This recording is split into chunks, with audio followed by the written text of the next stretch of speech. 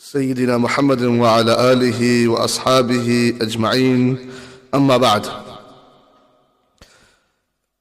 We've reached Hadith 20 from Riyadh al-Salihin of Imam al-Nawawi radiyallahu anhu wardah. This hadith is a very famous hadith, and it's a long hadith, and it's a very interesting hadith. A hadith in which there are many fawaid, many benefits, many gems, many interesting I would say secrets, actually. Secrets of Allah's majesty, secrets of Allah's mercy, secrets of Allah's planning. Allah ka jo, what we say mansubah, Allah's rahmah also, Allah's planning, Allah's makr. Say, wa makr Allah, wallahu khairul makirin. There's some subtleties of that are in this hadith. Some nuances. وعن أبي سعيد سعد بن مالك بن سنان الخدري رضي الله عنه وارضاه. يعني سعيد الخدري رضي الله عنه وارضاه. صحابي جليل، صحابي مشهور. أن رسول الله صلى الله عليه وسلم قال: كان في من كان قبلكم رجل.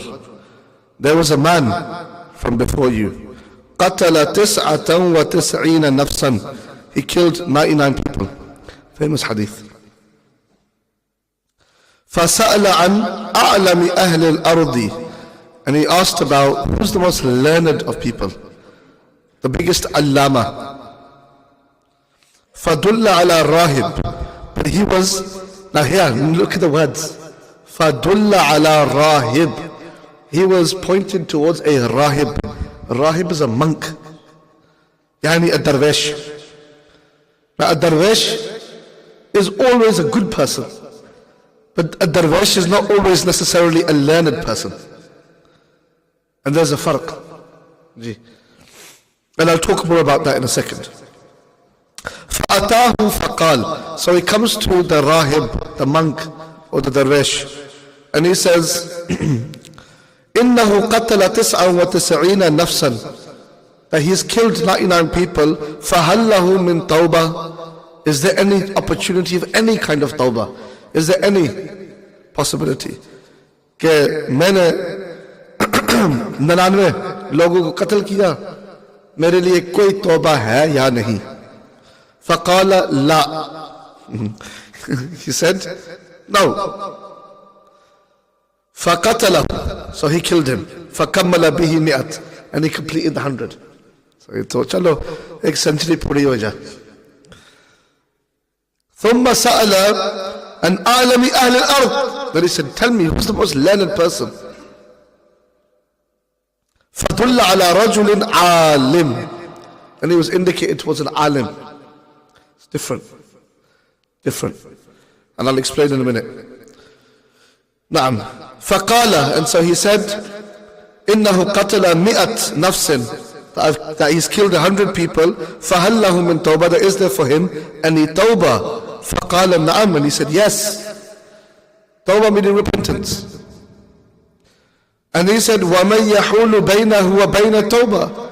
He says, who is in between you and tawbah? انطلق إلى أرض كذا وكذا. Go to such and such place. فَإِنَّ بِهَا. For indeed therein أُنَاسًا are a people يَعْبُدُونَ اللَّهَ تَعَالَى that are worshipping Allah Ta'ala. فَعْبُدِ اللَّهَ مَعَهُمْ. So worship Allah Ta'ala with them. The end of the story of the darwish hasn't come. Go and worship with those people. They are ubad over there, zuhad, Allah lok. Go over there and worship with them. Who's telling him to go there? The alim. وَلَا تَرْجِعْ إِلَىٰ أَرْضِكَ. Don't return to your land. فَإِنَّهَا أَرْضُ سُوءٍ. Because it is a land of su', of evil, of vice. Great advice. Even addicts are often told to leave the area that they're in, that they have their addiction, their drug addiction or alcohol addiction. Why? Because when they come back, they see the same places and it ignites in the same people and it encourages them to go back onto their drugs. So this is actually advice that a lot of counselors of drugs and alcohol give people, which is leave, have a change of scene. People that go through trauma, sometimes it's better for them to leave. For them to leave those places, to heal. Once they've healed and they feel strong, then perhaps, and only then perhaps, should they think about returning. So great advice here from the alim. فانطلق. So the man left. حتى إذا نصف الطريق. But when he got halfway, रास्ते, तो वो रास्ते में था, जब रास्ता आधा हुआ, آتاه الموت. Death came. Maut, Malikul Maut, dastak upon his door, knock knock. فاختصمت فيه ملائكة الرحمة وملائكة العذاب وملائكة العذاب. The angels of mercy and the angels of Adhab began to dispute. These malaika are saying कि हमने इसको लेना है, we're going to take him to Jannah. The other malaika are saying, no, we're going to take him. He is destined for the fire, for hell. तो मलाइका के दरमियान ये इख्तिलाफ हो गया.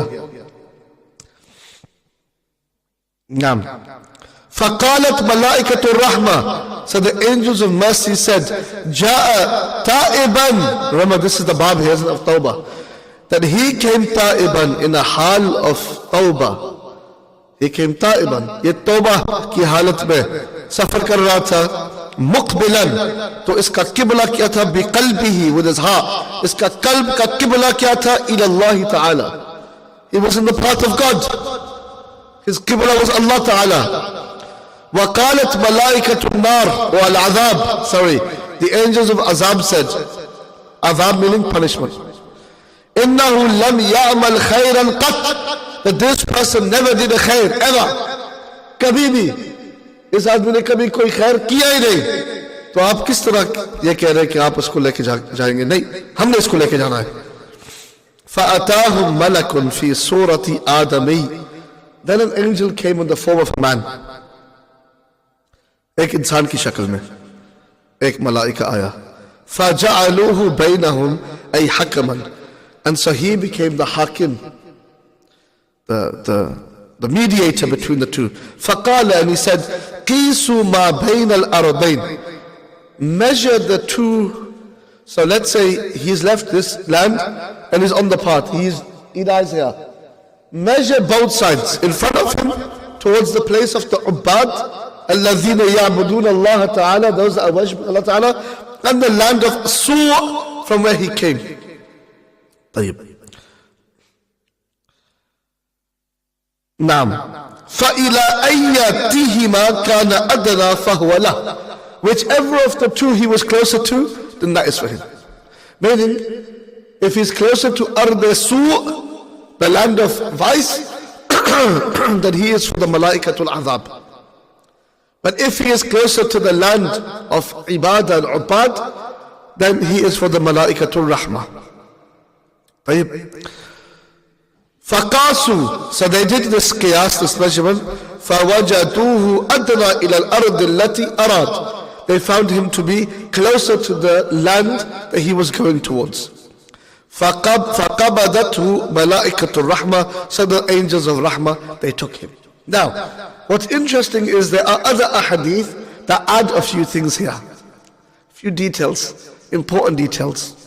وفي رواية, this is hadith is muttafaqun alayh, meaning both Bukhari and Muslim have mentioned these words. Whatever words I just read and translated for you, these are the words that are mentioned in both Sahih al-Bukhari and Sahih al-Muslim. So this is extremely authentic, meaning that we have very little doubt that these are exactly the words that Rasulullah used. طيب. But وفي رواية في الصحيح, but also in the Sahih, you have this riwayah. فكان إلى القرية الصالحة أقرب بشبر. That he was closer to the village of the pious where he was going towards, by how much? By a shibr. This is a shibr. Handspan. I don't know what we call this in Urdu. इसको क्या कहते हैं उर्दू में? कोई है इसका लफ्ज़? पंजा. अच्छा, पंजा. अच्छा, so one panja. We say panja sat. Chalo. So this is shibr. That this is all it was. Now why that's interesting is that your mu'amala with Allah firstly at this level is what? Just a shibr.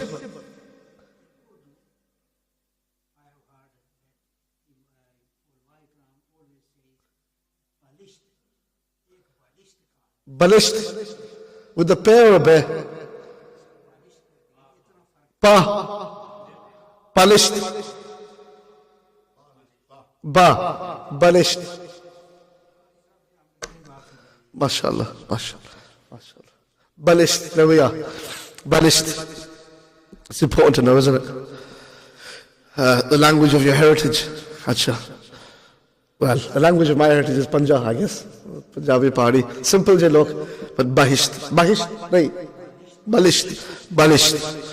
Acha. So one balisht, meaning one shibr, one handspan is all you need with Allah. Just that one thing you need with Him.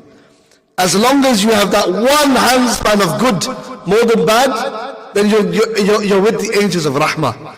And that's important. But then it gets even more interesting, because there's more riwayas that add on other details, interesting details. That how is it he was closer to that? Was that natural? कि ये बस ऐसा ही था कि वो आगे पहुंच गए थे, या इसमें कुछ और है? Listen. وفي رواية, and in another riwayah في الصحيح, also in the Sahih, فأوحى الله تعالى إلى هذه أن تباعدي وإلى هذه أن تقربي. That Allah Ta'ala, that he actually he was closer to from where he came. He was further away from the Qarya Salihah. वो अब उस करिया से दूर था आदमी, वो अपने जो है ना करिया सू बुरी जगह उससे करीब था, लेकिन अल्लाह पाक ने ये वही की जमीन को, Allah spoke to it, and उसको कहा कि आप यानी this what's behind him आप ज्यादा हो जा, तवील हो जा, और जो आगे आप करीब आ जा. So this is divine intervention, what we call divine intervention. This is that's the qudrat of Allah subhanahu wa ta'ala and His imdad kun. Allah's kun is the greatest kun. Naam. When Allah says kun, fayakun. Bas. There's no other thing. When Allah says kun, be, fayakun. Immediately it is. There's nothing that can challenge Allah Ta'ala. So Allah said, you go. وَقَالَ قِيسُ, and then said, ab qiyas kare. Ab qiyas kare. قِيسُ مَا بَيْنَهُمَا, which was longer? فَوَجَدُوهُ. So jab malaika ne qiyas ki, when the angels did the qiyas, فَوَجَدُوهُ إِلَى هَذِهِ, then they found him towards this, i.e. the righteous place, أَقْرَبْ بِشِبْرٍ, one handspan, فَغُفِرَ لَهُ, so he was forgiven. So how did that shibr happen? That shibr happened because Allah Ta'ala, why? Because he had already made the tawbah. The tawbah has three conditions when it's to do with Allah. One is what? Tark al-amal as-sayyi'ah. Right? The amal is su, to do tark of it. One. Number two is to have nadam, remorse. Number three is to have an azima that I'm not doing this again. To put an action plan. Like I remember I had a friend once, and he came out, and for like 3-4 days that I met him, this is in Istanbul, he was fasting every day. And I thought, yaar koi Hazrat Dawood Nabi koi ho na, ek raat chhoro kam az kam yaar, I get it, but every day you're fasting. He goes, oh no. I was like, come on, like, I don't like eating or drinking alone, come on, open your roza baad saki kare. And he was like, no. He goes, this is a punishment for myself. He said that I have a certain thing, that if I do something that I'm not supposed to do, then I punish myself. So I'll put things in. For example, if I said I have to do this, or I cannot return to a particular sin, then now for 1 month or 2 months, he does, like do nazar. I give nazar that 2 months I'm fasting, 3 months I'm fasting, because that hurts then. That hurts. So it's a reminder so that I don't go back to my sin. Hakala. But so azima, like azima isn't just, no, definitely no, I'm not going to do it. Azima is like putting something into place to make sure that that's not going to happen again. It's an actual effort, a real life effort, a real effort, not a fake one, not the Pakistani inshallah. हाँ जी इंशाल्लाह क्यों नहीं, हो जासी, so बेफिक्र हो जासी. They know, you know, Zameen Asman knows, it ain't gonna happen. No, not azimat is bare shak. No, there's no shak in it. But what's also interesting about this hadith, there's many interesting things about divine intervention, how Allah, when somebody makes a tawbah, how He can change everything. But also it's about the idea of having the qarya salihah. That the azima, look, he made the tawbah, but what's the azima? I'm going to leave my land and go to another place where the people of ibadah. Sometimes that's the azima that somebody has to make. They have to take a big step in order to make sure that they don't fall into that again. Sometimes it's a big step. Sometimes it's, I know people, for example, I know somebody who doesn't like the idea of wasting his time on social media. So you think that he'd just get rid of like social media accounts, delete his Twitter or Facebook or whatever. He just got rid of the internet.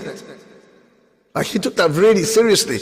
Like no internet, he's got no phone. He has one of those little brick phones, you know, but like, right, one of those little phones. No smartphones, no internet in the house. Nothing. No TV, no internet, no laptop, no nothing. It's got a big library though, but nothing. So sometimes it's like, if you want to achieve something, then sometimes the sacrifices are huge, beyond belief, which is even leaving where you're at and going somewhere else and trying to find a place of ibadah. And why I also find this important is the idea of finding a place that has Ahlullah. That's really important. And we don't have that a lot. One of the benefits of everyone coming to the masjid like this is you get good suhbah as well. Because everyone that's here is here for namaz. You're here for namaz. So at least you look at that and you think, yaar, when you start coming regularly and then you don't come for a week, someone's going to find you in the street and say, oh, where have you been? Haven't seen you for a week. And then you're going to be all shy and, oh, well, you know, I got busy with work. Then you're like, yaar, come to the masjid. Then you feel a little bit embarrassed. A good suhbah, you know? Madri mahal, you call it, right? Like creating an environment that helps people to feel religious. Very rare that you can find places like that. And I'll only say this, I'll say this, and I don't normally give specific examples. There are places you can find like this. One of the rarest places, one of the most rare places that you will find on this planet at this moment in time is Hadramaut, Tarim. And I'm not saying that because I live there, no, I'm being honest. मैं आपको बताऊं, go in the summer, go for a dawrah. जाओ एक बारी तकिए छो कि वाकई are people like this? Like, and I'm not saying that it's perfect, that there's nobody that's doing nothing wrong there, no. But it's something out of a storybook from like 600-700 years ago, right? Tarim, right? Because, and I remember I said to them when I was leaving, I said to Habib Kazim, one of the ustaz, I said, Huzur, I said, Siri Khana, right? I said to him, I said, Sayyidi, like the type of sharia that you have here, like the type of, like everything is by the book, but like infused with tasawwuf. That's rare. You can find people with a lot of like zahir sharia, but sometimes the batin might be a little bit off. I've never seen it like the synthesis, beautiful synthesis between sharia, the zahir and the batin. And he said to me, this is 800 years of Ahlul Bayt Thaqafa. 800 years of Sunni Ahlul Bayt Thaqafa culture that has been in Tarim. 800 years in Hadramaut. He says, why are you going to replicate it? How are you going to replicate that? And he said, Hatta Tarim la tuqas alayha. Like even what's around Tarim cannot be used as an analogy with Tarim. Because in the time Ahmad ibn Isa, they call him al-Muhajirin Allah. His name was Ahmad ibn Isa from Ahlul Bayt. And these are from the brother of Musa al-Kadhim, who was al-Uraydi, Ali al-Uraydi, alayhi salam. He's the brother of Musa al-Kadhim. His grandson is Ahmad ibn Isa. So very early we're talking about. very early. So Musa al-Kadhim, who was his father? Ja'far al-Sadiq, Imam al-Sadiq. Imam Ja'far al-Sadiq's father was Imam Muhammad al-Baqir, and his father was Ali Zayd al-Abidin, and his father was Sibt al-Hussein, and his father was Mawla Ikul, Mawla Ikainat, Ali bin Abi Talib radiyallahu anhu, وكرم الله وجه الكريم وعليه السلام, who was Ibn Am Rasulillah alayhi salatu wasalam, who was the cousin of the Prophet sallallahu alaihi wasallam. So Ahmad ibn Isa al-Bayani, and he migrates to Hadramaut to Tarim. He doesn't get into Tarim, he's in between, from Sayyun and Tarim. And you can visit his maqam, he's in a mountain, he's buried. And then they migrate. And so now you have, this is why in Tarim, I remember I was driving with my friend. I say driving, everyone's on motorbikes, but he had a car. They don't have many cars, it's mostly motorbikes. And the way Mipar used to be about 10 years ago, before people had many cars, everyone's on bikes, right? And we're driving, and somebody cut him up. And he went quiet. He goes, the problem with Tarim is, everyone's Ahlul Bayt, so you can't say anything to anyone. Because whoever it's going to be, you can't say anything, because they're all going to be from Sadat, Ahlul Rasul. He goes, so it tells you just, someone cuts you off, does whatever, just chup. Because you don't know, they're all Ahlul Bayt.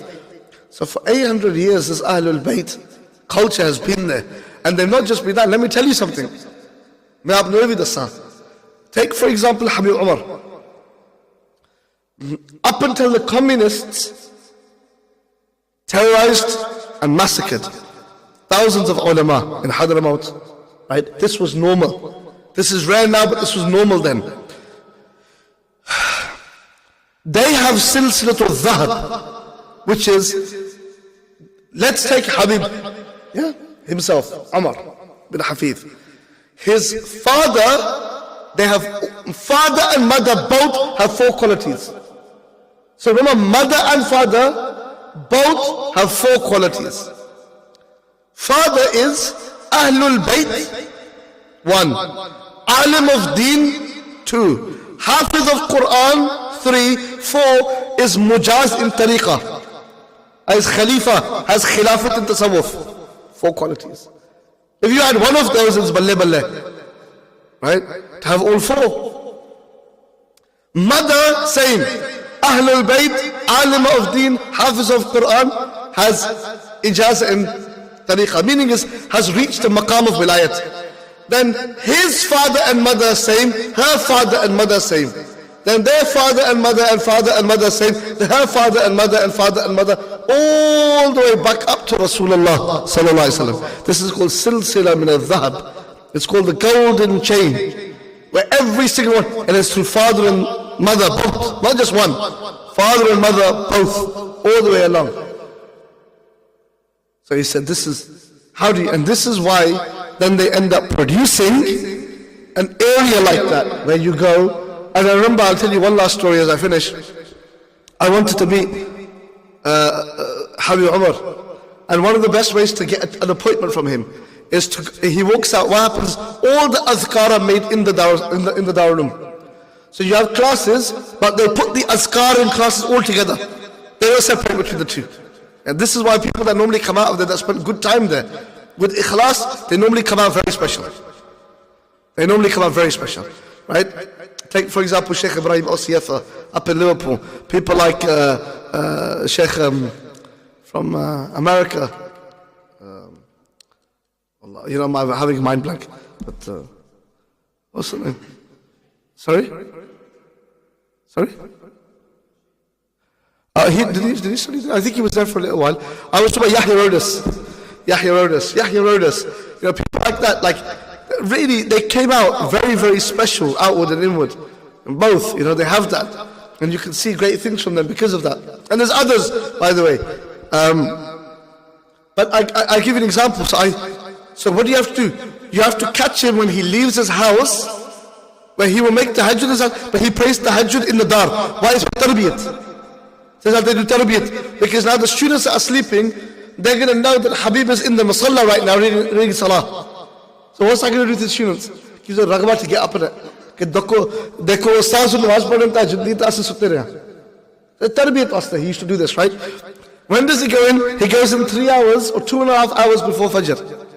2.5, 3 hours before Fajr. So I went to his house about 3.5 hours before Fajr. And I thought I'll be the first one there, standing at his door. His house is only one road away from the...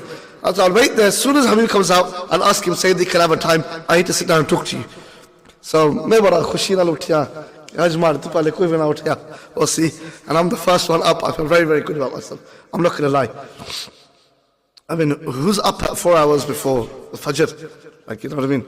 So I go up and I talk to myself. I feel very, very good about myself. And I'm walking down the street. I didn't take we used to have a little motorbike, but I didn't take it because of the noise. And I thought to myself, and I remember thinking to myself, oh, what would the ayat, the Prophet ﷺ, when he used to walk out at Tahajjud, he used to look at the sky and he used to read the verses from Baqarah on ikhtilaf al-layli wal-nahar. And I couldn't remember the verse, like the complete verse. And then I just heard on the microphone, A'udhu billahi minash shaitanir rajim, Bismillah ar-Rahman ar-Rahim. He starts reading the verses. And I thought, La ilaha illallah. Hey, aur koi bhi jagna. Like, what is this? I thought I was the first one up. So I ran down to Dar Mosque. I look at the window, hundreds of them. Someone sat there reading Quran, someone sat there praying. I just thought, and I thought, yeah, choro, trying to beat these people. And this is only a one-off that I got up, by the way. All my niyat was what? It was to get a time from Abi Umar. Really suited at that time. Right? And they're all up. Some are memorizing the sabak, some of them are reading Quran. I thought, yeah, what kind of place is this? And that feeling of knowing that it doesn't matter what you do, there are people greater than you. And Habib's timetable in Ramadan, let me tell you his timetable. His timetable, where do I start in the day? This is my last point. Where do I start in the day? Let's start from Tahajjud. In Ramadan, they pray Tahajjud by Jamaat. Makruh in the Hanafi school, but in the Shafi'i school valid, right? They're Shafi'is, by the way, right? So they pray Tahajjud by Jamaat. They pray 12 rak'ah. In Jamaat, it's like a second Tarawih. It's that long, right? I'm not kidding, it's that long. Like an hour and a half easily. Then they make azkar all the way up to Fajr. This is Ramadan I'm talking about, by the way. So all of your Sahri time has gone in the masjid. Then they pray Fajr, then the Habib gives a dars. When I was there, we read Qawaid al-Aqaid of Imam al-Ghazali with him. He gives a dars. After that, they do musafaha. Everybody shakes everybody's hands. Takes about 45 minutes to an hour because there's so many people. After that, everybody starts praying duha. And they pray 12 rakats of duha. And long rakats of duha. Long rakats. So long that you will see them, because in the Shafi'i school this is valid. It's not in the Hanafi school. You're not allowed to read anything while you're praying salah. In the Shafi'i school you can. It'll be so long that duha that they'll hold the mushaf. They'll be doing their manzil in their duha. That's how long the duha is. So now, by the time you get home, it's about, at that time when I was there, let's say 9 o'clock. This is when you sleep. Everybody else would sleep. Habib would go home. He would have one dars that he would give of Bukhari to his family. You're probably thinking just his family. He has 20 children, mashallah, and 4 wives. Right? And Habib was a big family. Right? But he would give one dars of Bukhari to his family. After that, we're knocked out to Dhuhr, right? If you're lucky, you're getting up and getting to Jamaat for Dhuhr. They would say he would rest for an hour, his khadim. After he's up, and he'd have television where he'd go to the TV stations. Then Dhuhr in the masjid, he leads all the prayers by himself, by the way, even though he's got thousands of students. 50 nationalities. Then he would lead the prayer himself, and then they make adhkar. They make adhkar. At this time, everybody reads Quran. Everybody reads Quran. Maybe some people will take a little rest, no more than half an hour, 45 minutes. Then it's Asr. And then Habib, in every day after Asr, has the Rawha, where they read about 6 books to him. In Ramadan. And outside of Ramadan too, they do the Rawha. Books at Tasawwuf. And then they make adhkar up until iftar. And then everybody makes iftar together. Then, for Maghrib, they pray Salatul Maghrib in Jamaat. Then they do Salatul Tasbih after Maghrib every single day. Salatul Tasbih. That's a long salah. After Tasbih, they pray the Awwabin. While the rest of us would go home and try to catch some iftari, you had about 40 minutes to have something to eat. Back in the masjid, they're making adhkar up until Taraweeh. Habib is at the front. This whole time, Habib is there. There's not like, he's there. Then they make adhkar up until Taraweeh. Then they pray Taraweeh. When I was there, Habib did 2.5 khatams. Long, he does the Taraweeh himself. Long Taraweeh. The 2.5 khatams when I was there, nearly 3 khatams. Long Tarawih. After the Tarawih they have a Milad, Mawlid, Sharif. After the Mawlid, check what they do. While the rest of us go and get something sweet and go home, right? Habib will go to, so in Tareen how it works is, when one Tarawih finishes, another Tarawih starts. When that Tarawih finishes, another Tarawih starts. And they continue to pray Tarawih all night. Because you don't get Tarawih outside Ramadan. And so Habib, after leading his own Tarawih, the Mawlid will then go and pray behind a different Imam, another Tarawih. Can you imagine this? Can you imagine this? When he would be finished from that Tarawih, they would come back into the masjid, then they would do the tahajjud in Jama'at. And then the adhkar, and then Fajr, and then the dars, then the musafaha, and then the duha, and then home for 1 hour Bukhari dars, and then after that maybe resting for an hour, then back out on the television, then dhuhr. And I couldn't keep up with him at all. Every day I'd be missing at least 1 or 2 things. Something would go missing. And I tried my best. I tried my best. Couldn't keep up with him. And I'm a young man. Every day 1 or 2 things I was missing. And I remember I sat there and I said to his khadim, and he goes, every day of the year is like this for Habib Umar. Every day. And I thought to myself, you want to see the barakat in time and the karamah of the awliya, where it's as if they don't need the same level of sleep as everybody else. You have them alive. So when people think, because why? Whenever I think about this hadith of al-Qariya as-Salihah, I always think about Tareem. I think the people that I saw there, I've never seen people like them, not before them and not after them, and I'm well travelled. And I've not seen a people like that. May Allah Ta'ala protect Tareem, protect the ulama, the Ahlul Bayt, the Sadat, the Mashayikh. Allah Ta'ala protect the awliya, Allah keep them amongst us, Allah give us tawfiq to emulate them in whatever capacity we can, and by their barakat, Allah Ta'ala accept our tawbah. And Allah subhanahu wa ta'ala put us amongst us in the zumrah of the awliya, Ya Rabbil Alameen, even though we are not like of, as Imam al-Shafi'i would say, أُحِبُّ الصَّالِحِينَ وَلَسْتُ مِنْهُمْ, that I am not from the Salihin, but I love them. Perhaps by this love of mine for them, that I will achieve repentance and shafa'ah, Ya Rabbil Alameen. Allahumma ansurna, اللهم انصر إخواننا في الشام الشريف يا رب العالمين، وانصر إخواننا في فلسطين يا رب العالمين. اللهم بجاء سيد الأولين والآخرين سيدنا محمد عليه الصلاة والسلام انصرهم يا كريم يا رب العالمين. اللهم انظر إليهم يا رب العالمين. اللهم انظر إلى فلسطين وغزة يا رب العالمين. اللهم احفظ القدس الشريف يا رب العالمين يا أرحم الراحمين يا أكرم الأكرمين. وصل اللهم وسلم وبارك على سيدنا محمد وعلى آله وأصحابه أجمعين. آمين برحمتك يا رحمة.